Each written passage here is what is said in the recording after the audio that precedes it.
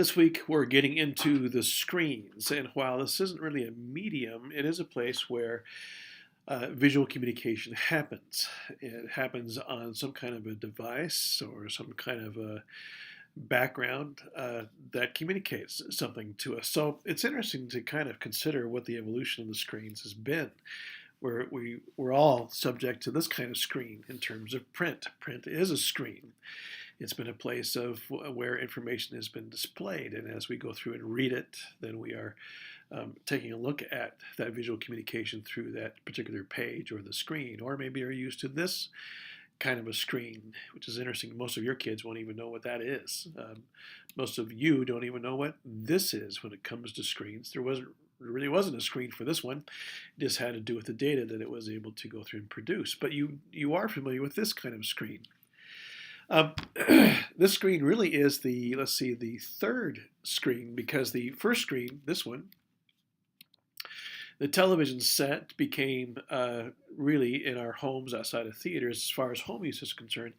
The cathode ray tube became the first screen, and then the second screen became the monitor cathode ray tube that we had to our computer, which has since evolved into this. And then we get into what's called the fourth screen, which is the laptop, taking our screens portable that way, which has since led us to then the fourth and fifth screens there. So what these screens do for us, obviously, is provide a frame in which we go through and see how visual communication becomes presented. Well, not too long ago, Google Glass was created to go through and kind of break the screen paradigm. It created a heads-up display where we saw a screen that kind of floated within our field of view. And then certainly Apple came along with a wristband that would go through and change our screens in terms of their portability and where we actually put them. Here we're getting into wearable technology, which brings us to the ultimate wearable technology as far as screens is concerned, and that is the contact lens. And you know what? Really, we're not all that far away from this.